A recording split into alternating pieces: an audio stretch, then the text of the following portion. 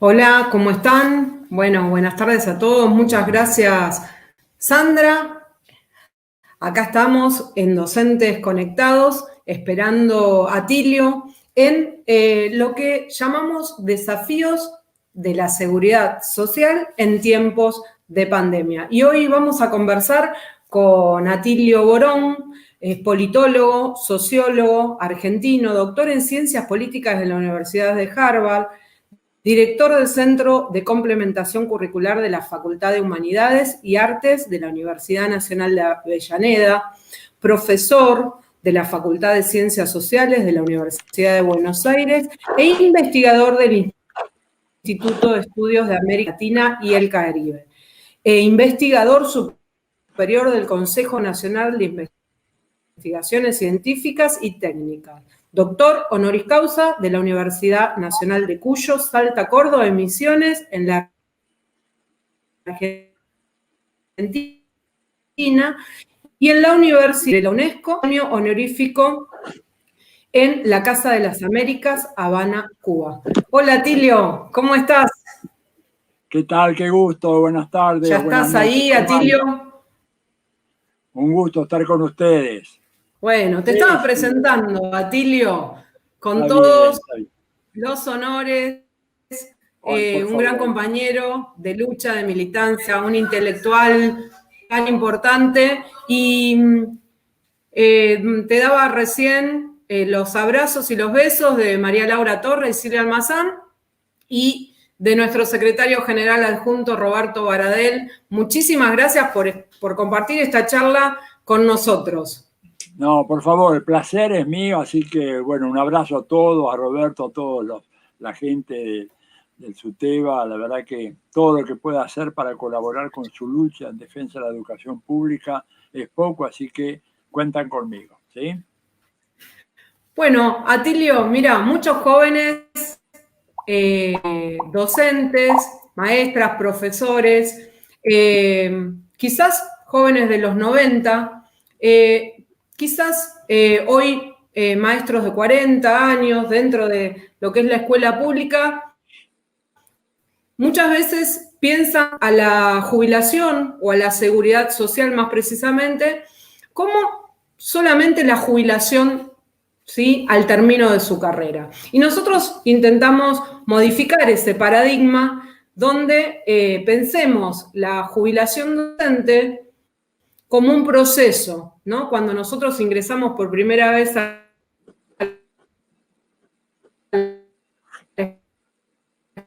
analizar esa sucesión de historias, es nuestra jubilación docente. Pero entendemos que la seguridad social es mucho más que la jubilación o la pensión, que es nuestro imaginario, nuestra construcción. Porque la seguridad social y mucho más en tiempo de pandemia, que es lo que te queremos consultar, y post pandemia, que también vamos a charlar contigo, la seguridad social tiene que ver con una idea de Estado, con una idea de Estado presente, con una idea de Estado que protege, con un Estado que te acompaña durante toda tu vida, porque apenas nacemos, crecemos y vamos construyendo nuestra adultez. El Estado está presente con políticas, obviamente, que tienen que ver con la seguridad social. Y nosotros hemos visto en Argentina políticas neoliberales aplicadas a la seguridad social, que obviamente fueron políticas muy duras, muy difíciles para las y los trabajadores docentes y para el colectivo en general.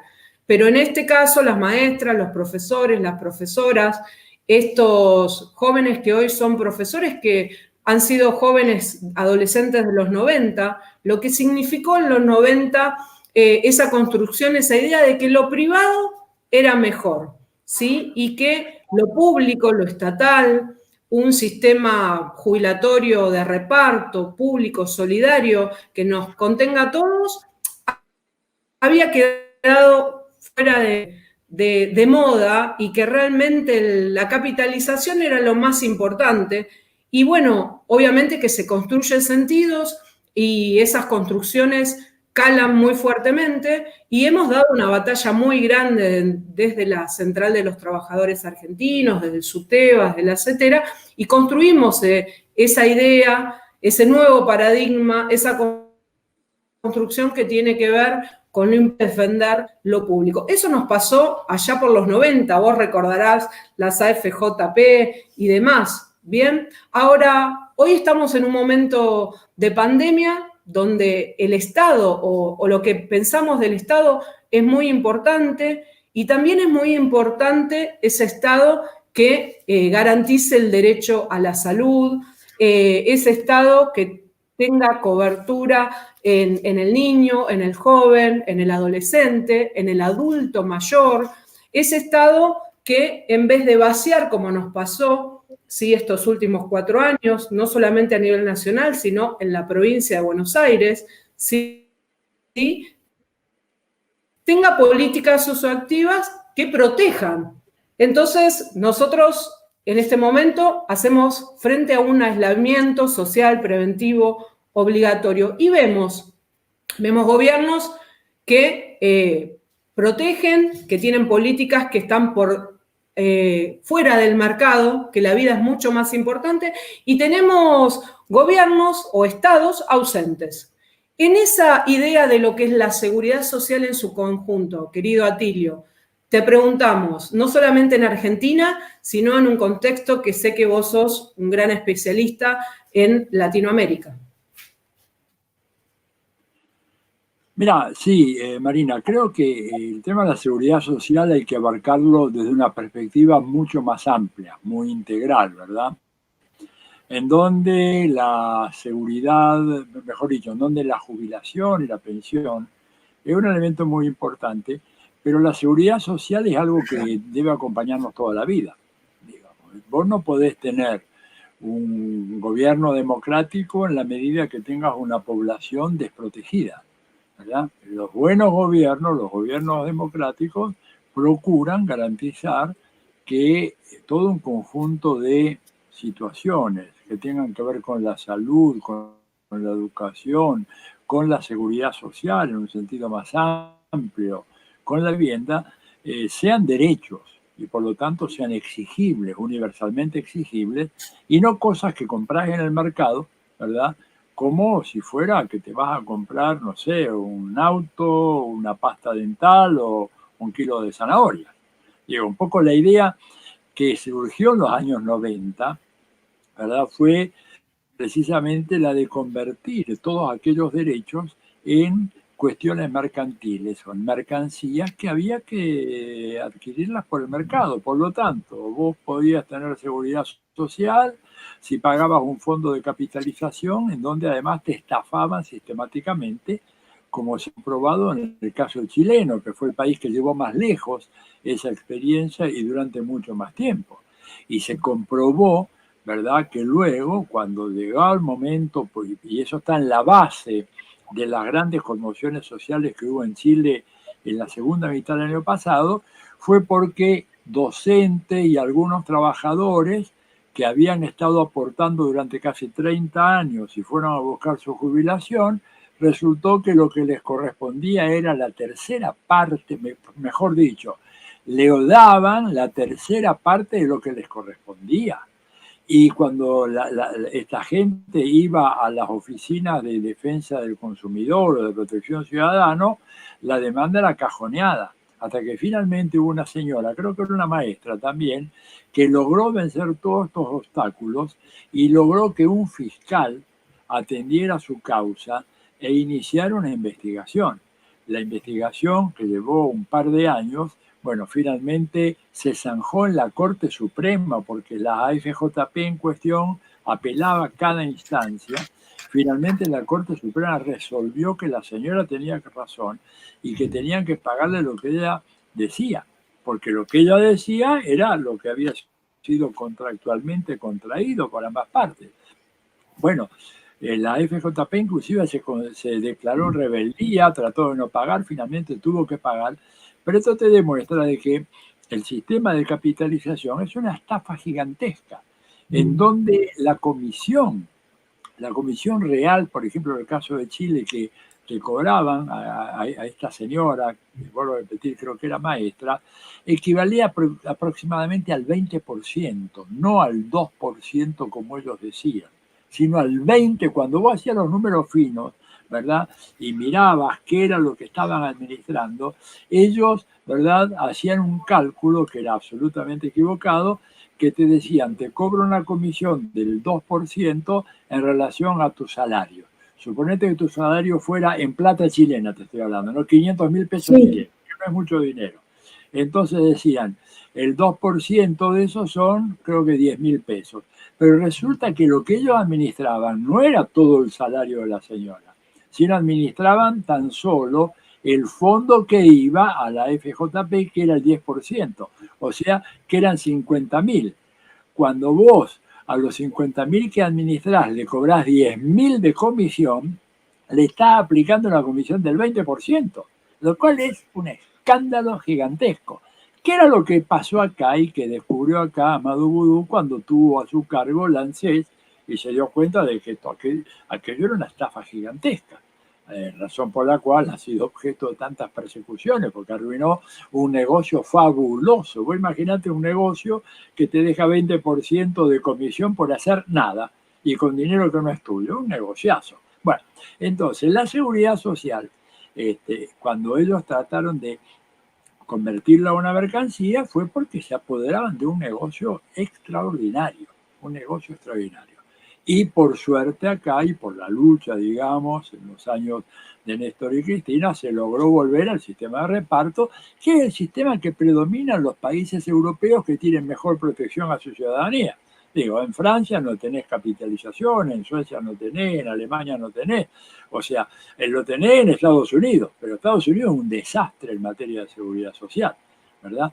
Entonces, yo creo que una concepción amplia de la seguridad social va de la mano, ¿no es cierto?, con las jubilaciones, las pensiones, pero también con todo lo que tenga que ver con las condiciones laborales, ¿verdad? La estabilidad laboral, la protección a los derechos de los trabajadores, en este caso, maestras y maestros, ¿verdad? Sobre los cuales existe una opinión así establecida como que los maestros, y yo me considero también un maestro de la universidad, ¿verdad? Pero maestro al fin, somos gente privilegiada, trabajamos 9 meses al año, tenemos 12 meses de sueldo más el aguinaldo y encima tenemos vacaciones de invierno. O sea, hay unas concepciones realmente ridículas, ¿verdad? Que no, de gente que interesada en hacer qué cosa, de evaluar la función magisterial, la importancia del maestro y la importancia de la educación y la importancia de la educación pública. Entonces, eso también es la seguridad social.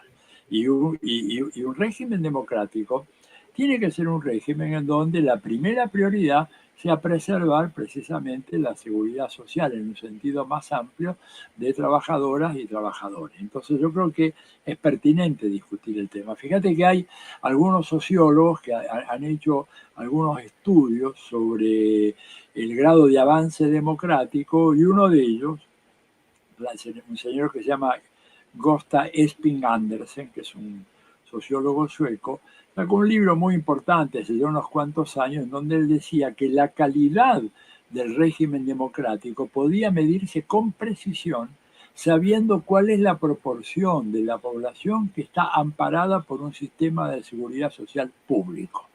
Esta es la conclusión que sacó este hombre. Es decir, vos querés saber cuán democrático eso debe haber, Bélgica, Suecia, Argentina, Chile, bueno, calculá qué proporción de la población tiene un régimen de seguridad público que le garantiza, digamos, cierto acceso a derechos universales, jubilaciones, pensiones, por supuesto, vacaciones, etcétera, cuestión de derecho laboral, etcétera, etcétera, etcétera. Y él decía que esa era la mejor medida, descartando otras, porque antes se utilizaban otras medidas que no eran realmente efectivas. Por ejemplo, si cuánta gente participaba en la elección, si había más abstencionismo electoral o no. Él decía que estos eran datos que no iban al fondo de la cuestión. El fondo de la cuestión para caracterizar cuán democrático es un sistema político es ver cuánto protege y de qué manera a su población. Entonces creo que este es el punto. La gran batalla que ganó el neoliberalismo en los años 90 y que dura hasta ahora, que ahora se ha venido todo abajo eso, fue justamente convencer a grandes sectores de la población y grandes sectores de la sociedad, no solamente en América Latina, de que el Estado era un mal administrador, que las empresas públicas eran inevitablemente deficitarias y eran un lastre para la sociedad, y que las empresas privadas y el mercado hacía todo mucho mejor, y que por lo tanto, si querías tener un buen sistema de seguridad social, de educación, de salud, lo mejor que podías hacer es retirar el Estado de esas tareas y dejar que los particulares se hicieran cargo de ello, que lo iban a hacer mejor, más barato, más eficiente. Este era el discurso, que por supuesto sabíamos que era una trampa, pero como ellos tienen, ¿verdad? Cuando digo ellos, digo la oligarquía dominante, los sectores que están vinculados a ellos, tienen los medios de comunicación en sus manos, en su enorme mayoría, los de mayor penetración, estas ideas fueron entrando de a poco en la cabeza de la gente. Y ahora, digamos, con la pandemia, por eso creo que es oportuna esta discusión ahora, con la pandemia todo aquello se viene abajo, ¿verdad? Si hay algo que hizo ya la pandemia, lo que yo dije por ahí, la primera víctima mortal de la pandemia fue el pensamiento neoliberal. Porque ya, fíjate vos que los propios cultores de ese pensamiento ya se están retractando y están revisando sus posiciones. Te pongo un ejemplo. El presidente de Francia, Emmanuel Macron, que fue un hombre que siempre estuvo ligado al pensamiento neoliberal, ¿verdad? Él, un hombre vinculado al mundo de las grandes empresas, y siempre trabajando en función de los intereses de esas grandes empresas, creyente en la sabiduría de los mercados, etcétera, acaba de hacer unas declaraciones impresionantes en los últimos días diciendo es imprescindible la reconstrucción del Estado para poder atender a las necesidades no solamente de la salud, sino de la investigación científica, de la educación, etcétera, etcétera. Cuando él había sido al principio, cuando estalló la pandemia, fue de los primeros en decir que no, que en realidad esto es una cuestión que se iba a arreglar a partir de cada cual con sus sistemas de seguridad social y asistencia médica, etcétera, y ahora cambió de parecer. Lo mismo Boris Johnson, el canciller, el premier británico, ¿verdad? Que primero apareció negando a la pandemia y después terminó él siendo infectado por el virus y casi se muere. Fíjate lo que son las paradojas. Él que además tenía una postura muy contraria a la migración, a recibir inmigrantes en Inglaterra, etcétera, el que le cuidó a él y estuvo al pie de su lecho durante casi las 3 semanas fue un inmigrante portugués, un joven que era un enfermero especializado en cuidados intensivos, y eso a él lo marcó muy profundamente y lo obligó a replantear su posición. Claro que hay otros que no, caso Bolsonaro, caso Trump, y el último, digamos, que se desvincula oportunísticamente del neoliberalismo es Piñera, que acaba de hacer aprobar ayer o antes de ayer una ley igual a la que propuso acá Alberto Fernández, el IFE, ¿no es cierto? No recuerdo, es familia, no recuerdo exactamente, pero el IFE, que es ese dinero que se le da acá en la Argentina, ¿verdad?, a las familias necesitadas. En Chile se aprobó una ley igual al IFE de Alberto Fernández, solo que el pago es la mitad de lo que es acá en la Argentina. Pero bueno, tuvo que hacerlo a regañadientes Piñera, porque la gente, digamos, con la cuarentena no podía ir a trabajar, no tenía dinero, no podía comer, no podía, digo, era una situación que llama entonces a una reflexión sobre el enorme papel que el Estado está llamado a jugar en este momento crítico de la pandemia, pero esto, Marina, me parece muy importante, también en el momento post-pandemia, ¿verdad? O sea que esta intervención estatal no es algo que es ocasional, puntual y luego vuelve a lo de antes, sino que tiene que ser algo que sea permanente, ¿verdad? Porque las necesidades que se van a generar acá en términos del mundo post-pandémico son inmensas y no habrá sector privado que las pueda satisfacer, y si el Estado no lo hace, ¿verdad?, nadie más lo va a hacer. Y a eso entonces nos remite una discusión, bueno, ¿Tiene dinero el Estado? ¿Cómo se financia? Me parece que esta sería una pista que, si a vos te parece, podríamos tratar de reflexionar un poco en esta línea. No sé si estoy respondiendo un poco a tu primera inquietud. Sí, Atilio, creo que también lo que vos planteás, la salud va a ser un actor muy importante en la agenda de los sectores progresistas en el mundo, ¿no? La salud y la inversión en salud. Creo que post pandemia es otro de los paradigmas, ¿no? Muy importantes. Y frente al aislamiento que se está dando en muchas partes del mundo, sabiendo que en otras partes del mundo, Atilio, se está resolviendo, como decía, con políticas muy agresivas hacia el sector de los trabajadores, con recortes de salarios y inclusive estados absolutamente ausentes donde el ser humano, el trabajador, está a la deriva, ¿sí? Está destinado al abandono. Nosotros, acá en Argentina, uno de los 3 países, el otro día leí a Roberto Baradel, el mundo, en relación a estudiar, a analizar el proceso del coronavirus, ya que se han tomado medidas de excelencia. Ahí estamos. Bueno, Vamos. esperamos que... ¿Ahí estás? Sí, perfecto. Sí, sí. Me decías, estabas diciendo, terminando de decir algo. Mira, ¿estamos? ¿Sí? ¿Estás ahí, Atilio? ¿Me Oh, escuchás? sí, perfecto, te escucho muy bien. Bueno, te decía, Atilio, con esta situación en el mundo donde en muchos lugares el trabajador está abandonado a su buena suerte. En Argentina, sin embargo, se garantiza el crédito a las pymes, hay fondos sociales, está la tarjeta alimentaria. En este abanico de lo que es la seguridad social, como decías vos, no solo las jubilaciones y las pensiones, hay ayuda a las cooperativas y demandas que tienen que ver obviamente con la paralización de la economía en tiempos de pandemia. La Central de Trabajadores Argentinos, la CTA, ha esbozado un proyecto para gravar a las grandes riquezas. Tiene que ver con un 2% de los contribuyentes, ¿sí? No es ni vos, ni yo, ni el vecino de acá del barrio, sino 12.000 personas físicas, ¿sí? Y con ese gravamen, que sería por una sola vez, por única vez, solventar la economía, ¿sí? Teniendo en cuenta que la caída de lo que es el Producto Bruto Interno es de 4 puntos. Así es que, bueno, para la pospandemia, para enfrentar la pandemia. Bueno, Atilio, estamos desconectados hoy. Una tarde desconectada. Bueno, voy a hacer rápido la pregunta, Dale. así no nos desconectamos de nuevo.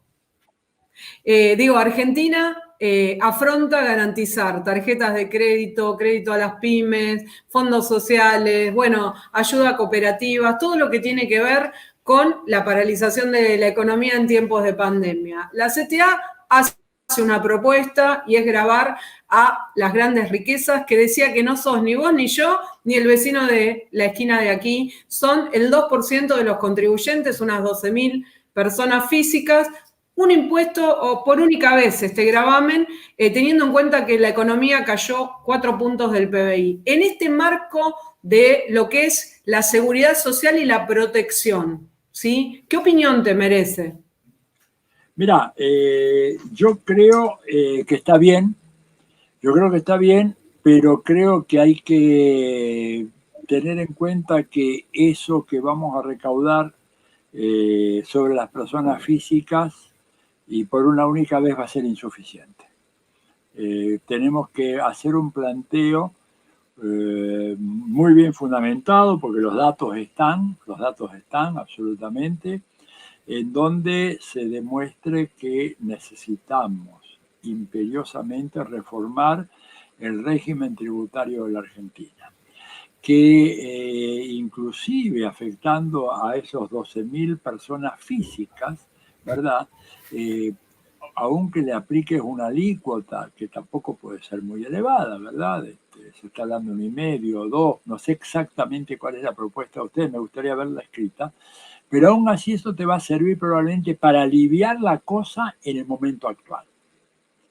Pero lo que pasa es que todo esto no va a ser una situación de la cual salgamos de la noche a la mañana, sino que va a ser un proceso lento de reconstrucción económica y social de la Argentina, y para eso van a necesitar tener recursos que hoy el Estado, con la estructura tributaria que tiene, no va a ser suficiente. O sea que acá se impone la necesidad de tener un marco impositivo adecuado y permanente. No puede ser por única vez. Creo que debe ser como se paga, digamos, como pagan las grandes fortunas en Europa, que si es que lo tenemos como un modelo, ¿verdad?, que más o menos está funcionando. ¿Por qué? Porque vos decís, bueno, y la riqueza de las grandes empresas, ¿por qué no se van a grabar? ¿Por qué no? En Europa pagan ganancias, por ejemplo, las empresas, ¿verdad? Acá, Marina, pagamos nosotros, vos, los docentes, los maestros, somos los que pagamos ganancias. Es un absurdo. Nuestros sueldos no son concebidos como una ganancia, una remuneración a las trabajadoras y a los trabajadores. Entonces, yo creo que tenemos que, la iniciativa que tomaron ustedes es importante, pero yo, en honor a la verdad, debo decirle que va a ser insuficiente. ¿Por qué? Porque el proceso de reconstrucción post-pandemia va a llegar mucho tiempo. No es que las fábricas abren todo al día siguiente y los trabajadores van a ir a trabajar y tener su salario. Primero, una parte importante de las pymes están fundidas y difícilmente puedan reabrir. Y si reabren, van a reabrir 3, 4, 6 meses después que haya pasado la pandemia. Una parte de las empresas medianas también está con enormes dificultades y no van a reabrir de inmediato. Entonces, tenemos que sostener el nivel de ingresos de la población, de los chicos que van a la escuela pública.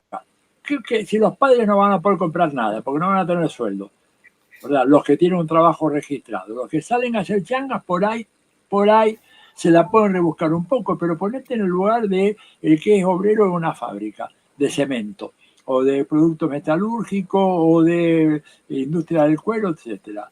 Muchas de esas fábricas ahora, ¿verdad?, no la de cemento, pero las otras están cerradas. No van a abrir de la noche a la mañana. La ilusión de pensar que cuando Alberto diga se acabó la cuarentena, todos a la calle a trabajar, todas las fábricas, todos los comercios van a abrir. Primero va a haber una mortandad muy grande de empresas, comerciales, industriales, de servicios. Es un dato indiscutible. Cualquier analista de la crisis económica te demuestra que cuando mirás las crisis anteriores, la crisis de la Gran Depresión de los años 30, la crisis del 2008, etcétera, hubo una mortandad de empresas que significa gente desocupada. Pensá que hoy en Estados Unidos solamente, ¿verdad?, en las últimas 8 semanas se inscribieron en la lista de desempleados para recibir un pequeño subsidio 36 millones de trabajadores en 8 semanas. O sea, una locura. Nunca jamás en la historia de Estados Unidos se había dado una situación así. Y allá el seguro social es menos generoso que el nuestro. Allá te pagan de repente 10 semanas, 12 semanas y después arreglate como puedas. ¿Te das cuenta? Y además pensá que el 55% de los trabajadores registrados es elegible para los sistemas de seguridad social, o sea, seguro de desempleo. Pero casi la mitad, 45%, una vez que están desocupados no pueden exigir nada a nadie. Entonces, la idea de que la pandemia se termine y al día siguiente se normaliza la situación económica es una ilusión. Entonces, por eso hay que pensar en un esquema tributario más audaz y permanente. A ver, te pongo otro ejemplo. ¿Por qué es que en la Argentina el impuesto a la ganancia recauda más o menos entre el 5 y el 6% del Producto Bruto.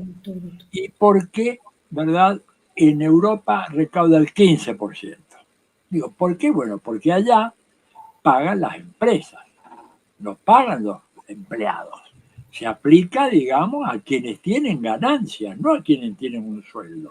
Entonces acá, ¿verdad? En los años del neoliberalismo se creó este sentido común que vos llamabas muy bien la atención al principio de tu intervención, de que los particulares tenemos que pagar ganancias. Jubilados pagan ganancias en este país.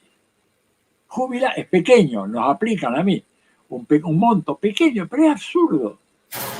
Absurdo, porque lo mío es una jubilación con 30 años de trabajo. ¿Cómo van a aplicar ganancias? ¿Y cómo no se le aplica a Techín ganancias? ¿Te das cuenta? Hay algo que no bueno, está bien. en este proyecto justamente una de las principales empresas que encabeza las 12.000 personas es justamente el grupo Techín, Paolo Roca.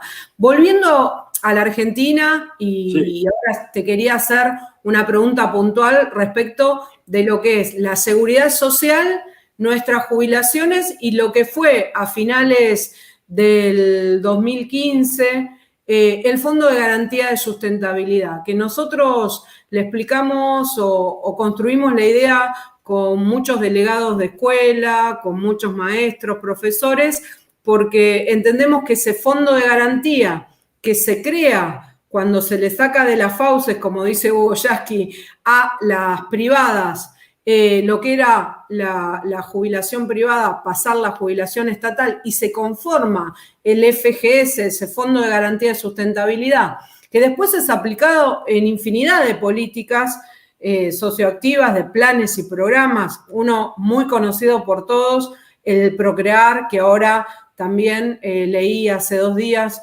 que se empieza a reactivar, y bueno, todos los programas que ha llegado a las escuelas, la asignación universal, el cuidado de la mujer embarazada, las pensiones, las jubilaciones, el veterano de Malvina, que es nuestro joven de 17, 18 años que estuvo en la guerra. O sea, toda esa batería de protección y de seguridad social, fines de 2015 contaba con 66.000 millones de dólares. Ahora, cuando se ha retirado el anterior gobierno, tenemos menos de la mitad, sabiendo que ese fondo de garantía fue garantía en Qatar, ¿sí? En cuentas offshore, que fue vaciado. O sea, ese fondo de garantía, importantísimo también para todo lo que es inversión y para la seguridad social. Inversión en términos de que la salud y el cuidado es parte de la seguridad social, que no es un gasto como en la concepción neoliberal. Claro. Bueno, yo creo que, mira, lo que estás diciendo en términos del Fondo de Garantías, también hay que colocarlo en una perspectiva complementaria, que es lo que pasó con el endeudamiento de la Argentina.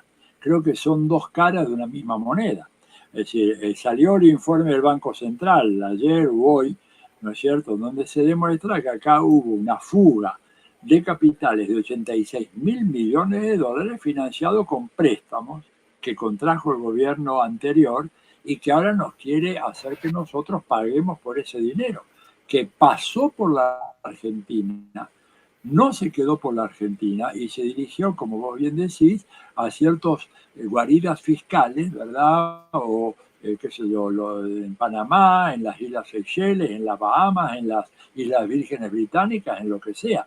Yo creo que hay que recuperar ese fondo, así como que hay que recuperar ese dinero que llegó a la Argentina, que lo captaron un pequeño grupo. Cuando digo un pequeño grupo, creo que no llega ni siquiera a 1.000 personas o empresas que se apoderaron de ese dinero y simplemente se lo llevaron y lo depositaron en sus cuentas.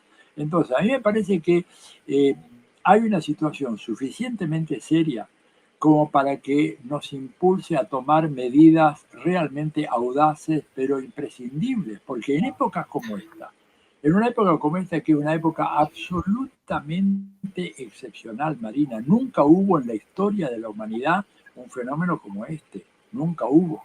porque cuando hubo, mucha gente dice, bueno, la gripe española, que ni siquiera fue española, fue una gripe estadounidense porque se originó en Kansas, ¿verdad? Y lo llevaron los militares norteamericanos que fueron a la Primera Guerra Mundial, ellos fueron los que estaban infectados y los llevaron a Europa y empezó por España, pero es una gripe de Kansas, ¿verdad? Y no se sabe cuántos muertos ocasionó. Hay muchas fake news, noticias falsas sobre esto. El otro día yo leí un informe, ¿verdad? Decía, hubo 100 millones de muertos. Y yo digo, pero ¿cómo puede ser? Otro informe me da 20 millones. Y yo te digo una sola cosa. Yo hice un trabajo muy exhaustivo para mi tesis doctoral sobre el Estado oligárquico en la Argentina, el periodo de la generación del 80 hasta 1930. Y miré mucho los periódicos de la época, 1918, 1919, en aquel momento los dos grandes medios que estaban eran La Nación y La Prensa. Ocasionalmente aparecía alguna noticia sobre víctimas de la gripe española. Entonces, no es un fenómeno como el de hoy, en donde vos tenés que hay un impacto, aún en la Argentina, que dentro de todo lo hemos venido manejando muy bien, pero aún así tenés un número, ya son casi 400 personas, etcétera, y está en la primera plana de los diarios. Esto no quiere decir nada necesariamente, pero algo te indica de que aquella epidemia no tuvo la gravedad que tiene esta, ni tuvo la rápida propagación que tiene esta, ni tuvo el alcance mundial que tiene esta. O sea, acá apenas se llegó. Entonces, ante una situación absolutamente excepcional, creo que se requieren medidas excepcionales, como cuando vos estás en un colegio y se te cortó la luz y es tarde o noche y en invierno no hay luz, pues algo así, no es que te quedás haciendo la clase igual que siempre, buscá una manera, o mandar a los chicos a las casas, o traerse vela, o un farol, lo que sea, pero uno tiene que apelar a medidas excepcionales ante situaciones excepcionales. Y esta es una situación excepcional, solo que duradera. O sea, por eso te digo, cuando vos me decís por una única vez, yo mismo, a mí el impuesto a la riqueza que plantea el gobierno, me parece muy bien, salvo que por una única vez no tiene mucho sentido porque no va a alcanzar. No va a alcanzar sino para paliar las No, cosas. desde ya. No solamente por única vez, si bien esa es la propuesta del gobierno, pero creo que es muy importante este proyecto de la CTA que incluye obviamente a los empresarios y que realmente el porcentaje es ínfimo porque es el 2% de los contribuyentes.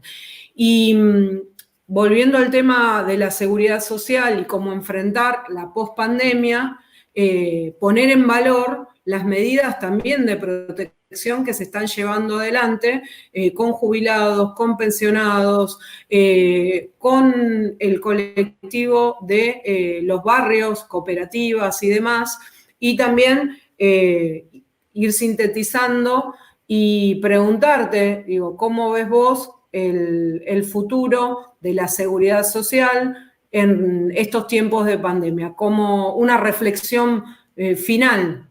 Bien. Mira, yo creo que lo que se está haciendo acá ha sido muy acertado.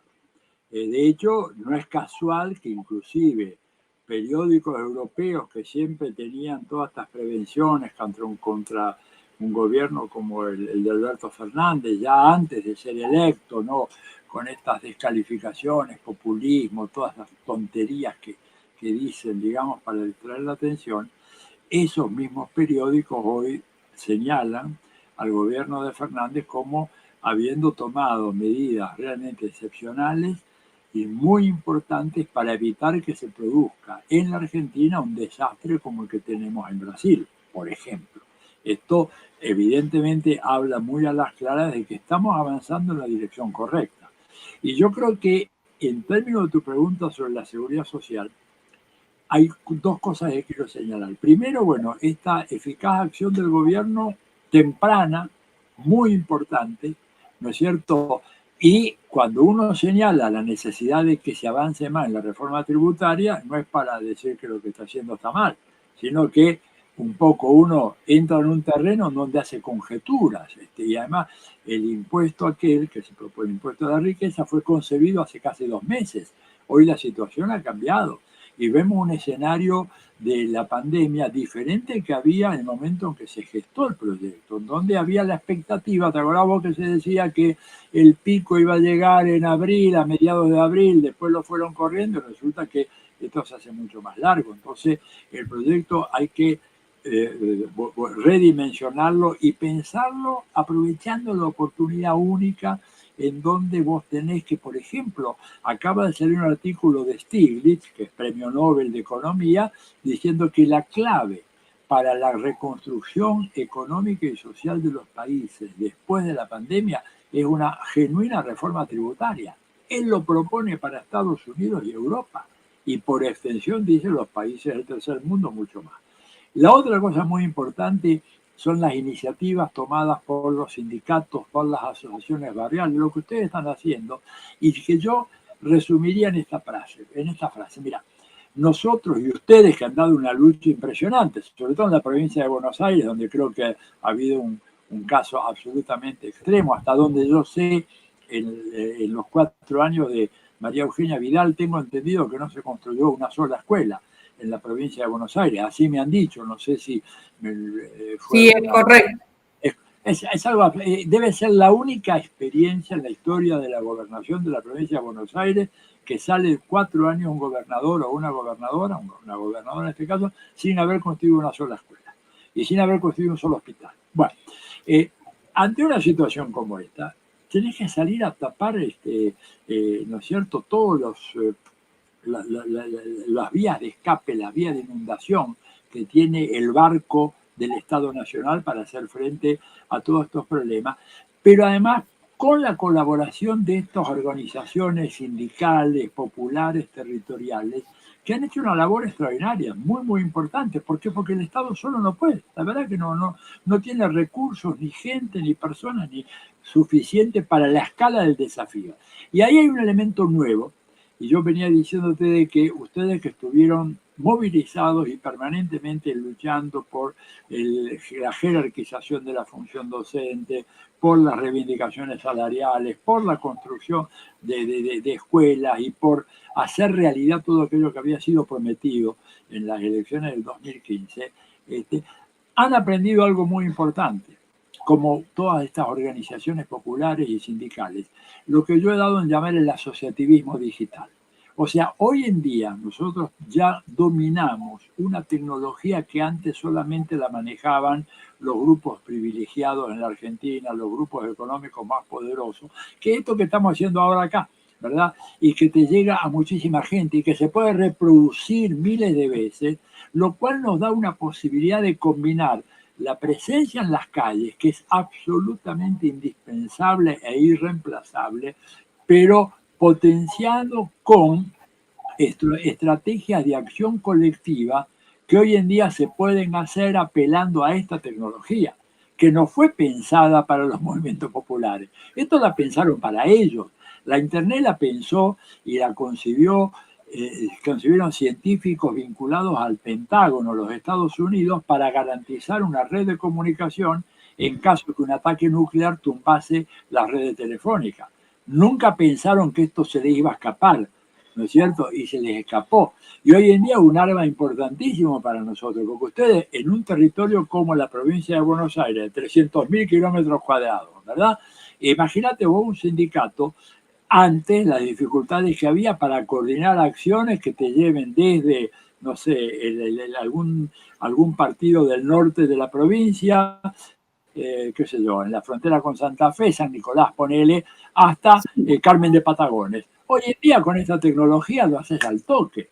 Se puede caer por momentos, lo que nos pasa, pasa en todo el mundo, eso, pero te da un potencial de organización y de creación de una estrategia colectiva de lucha que antes no teníamos, porque antes tenías que ir vos, o tenías que ir Baradel, o tenías que ir no sé quién, hasta allá, viajar 800 kilómetros para reunirse con los compañeros o hacerlo. Digo, hoy en día es importantísimo y por eso la derecha está con mucho miedo del mundo que se viene después, porque en este sentido nos hemos empoderado tecnológicamente y eso es un salto decisivo para el futuro. Combinación de la lucha de calles, que no se puede dejar por ningún motivo, pero con este asociativismo digital que te da tantas posibilidades de coordinar acciones y de formación de docentes y de padres y de los chicos. Digo, me parece que estamos en esas vísperas de un mundo nuevo en donde yo tengo confianza que va a ser un mundo mejor que aquel que estamos dejando atrás. Bueno, Atilio, la verdad que es un gusto conversar con vos, estar ahí compartiendo. Muy bien. Para mí también es un placer muy Desde grande. tu casa. Y bueno, como vos planteas, organizaciones sociales, políticas, también es irreemplazable lo que se hace en la escuela, lo que hacemos todos los días.